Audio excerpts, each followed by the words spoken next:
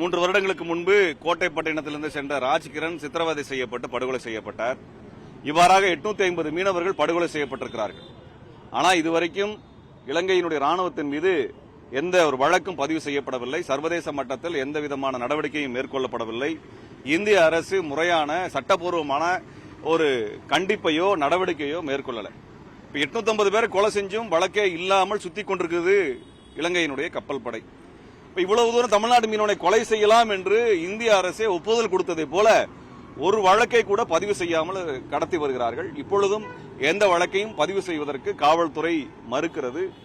இந்திய அரசினுடைய நிலைப்பாட்டை அப்படியே தமிழ்நாட்டு காவல்துறை பிரதிபலித்துக் கொண்டிருக்கிறார்கள். ஆகவே உடனடியாக அவர்கள் மீது இலங்கையினுடைய ராணுவத்தின் மீது கடற்படையின் மீது கொலை வழக்கை பதிவு செய்ய வேண்டும் என்ற கோரிக்கை மீண்டும் வலியுறுத்துகின்றோம். 2021 ராஜ்கிரண் படுகொலை செய்யப்பட்ட பொழுது உடல் கூராய்வை செய்வதற்கு மறுத்தார்கள், வழக்கு பதிவு செய்ய மறுத்தார்கள். இங்கே மதுரை உயர்நீதிமன்றத்திலே வழக்கு தொடர்ந்து அதற்கான உத்தரவை பெற்று பிணக்கூராய்வு நடத்தப்பட்டது. அப்ப ஏற்கனவே மதுரை உயர்நீதிமன்றத்தில் அந்த ஆர்டர் கொடுத்திருக்கிறாங்க. அப்ப அந்த முறையை ஏன் தமிழ்நாடு காவல்துறை பின்பற்றவில்லை இந்த சமயத்திலும் என்ற கேள்விக்கு ராமநாதபுரத்தினுடைய காவல்துறை கண்காணிப்பாளரை பார்த்து பேசிய பொழுது, ஆட்சியாளர் பார்த்து பேசிய பொழுது எந்த பதிலும் சொல்லல. இப்பொழுது வரைக்கும் பிணக்கூராய்வு நடத்தப்படல, வழக்கும் பதிவு செய்யப்படல.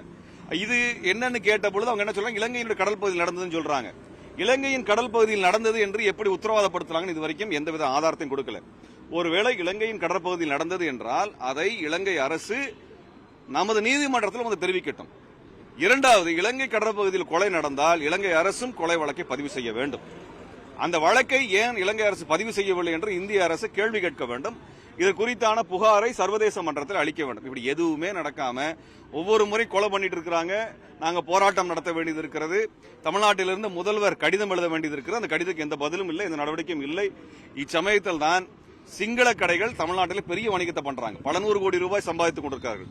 இந்த தம்ரோ பர்னிச்சர் என்று சொல்லப்படுகின்ற இந்த கடை ஒரு மிகப்பெரிய அளவுக்கான பல 100 கோடி ரூபாய் ஒவ்வொரு வருடத்துக்கும் சம்பாதிக்கிறாங்க. தமிழ்நாட்டில் மட்டும் 40க்கும் அதிகமான கடைகள் இருக்கிறது. சில ஆயிரம் ரூபாய் மதிப்புள்ள மீன்களுக்காக எங்க மீனவனை படுகொலை செய்யக்கூடிய உன்னுடைய நிறுவனம் எங்கள் மண்ணில் எதற்கு என்ற கேள்வி எழுப்புகின்றோம். இது ஏதோ சட்டவிரோதமாக இல்ல. 2013 தமிழ்நாடு சட்டசபையிலே அன்றைய அதிமுக அரசு திமுக சட்டமன்ற உறுப்பினர்கள் ஆதரவோடு ஏகமனதாக இலங்கையின் மீது பொருளாதார தடை வேண்டும் என்று தீர்மானம் கொண்டு வந்தார்கள். அந்த அடிப்படையிலான சட்டப்பூர்வமான போராட்டமாக நாங்கள் இப்பொழுது மேற்கொள்கிறோம். நீங்கள் சட்டமன்றத்தில் கொண்டு வந்த தீர்மானத்தை நடைமுறைப்படுத்த வேண்டும் என்கின்ற அடிப்படையில் சிங்கள கடைகள் இங்கே மூடப்படணும். ரணில் விக்ரமசிங்கே ஒரு நாட்களுக்கு முன்பு சொல்லியிருக்கிறார். என்ன சொல்லியிருக்காருன்னா, சிங்களவர்களே தமிழை கற்றுக்கொள்ளுங்கள், தமிழ்நாட்டில் $1 trillion எக்கானமி இருக்கிறது, அங்கே சென்று வணிகம் செய்து பணம் சம்பாதிங்க என்று சொல்லியிருக்கார். ரணில் விக்ரமசிங்கே எச்சரிக்கை கொடுக்கிறோம், எங்க மீனவனை கொலை பண்ணிட்டு எங்க தமிழ்நாட்டில் வந்து வியாபாரம் பண்ணலாம் நினைக்காதீங்க. அப்படி நினைச்சீங்க என்றால் உங்களுடைய நிறுவனங்கள் இங்கே இழுத்து மூடப்படுகின்ற வேலையை நாங்கள் செய்வோம். ஜனநாயக ரீதியிலே அனைத்து தமிழரும் புறக்கணித்து இந்த கடைகள் மூடப்படும் என்பதை இச்சமயத்தில் உத்தரவாதமாக தெரிவித்துக் கொள்கின்றோம். இந்த கடைகள் நிச்சயமாக மூடப்படும். எங்க மீனவன் கொலை செய்யப்பட்டதற்கு எதிரொலியாக உங்கள் கடைகள், தொழிற்சாலைகள், நிறுவனங்கள் மூடப்படும் என்பதை இச்சமயத்தில் இலங்கையினுடைய ஜனாதிபதிக்கும் நாங்கள் தெரிவித்துக் கொள்கிறோம். இதற்கு பிறகாவது தமிழ்நாட்டிலே நடக்கக்கூடிய படுகொலைகள் நிற்கும் என்று நாங்கள் நம்புகின்றோம்.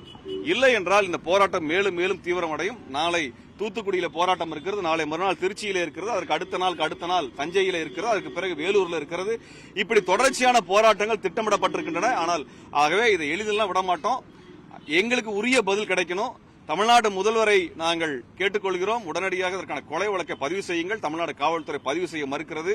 நாங்கள் நீதிமன்றம் சென்று உத்தரவு பெற்றுதான் வழக்கை பதிவு செய்யக்கூடிய நிலையை எங்களுக்கு உருவாக்கி விடாதீர்கள் என்பதை சமயத்தில் நாங்கள் தெரிவித்துக் கொள்கின்றோம்.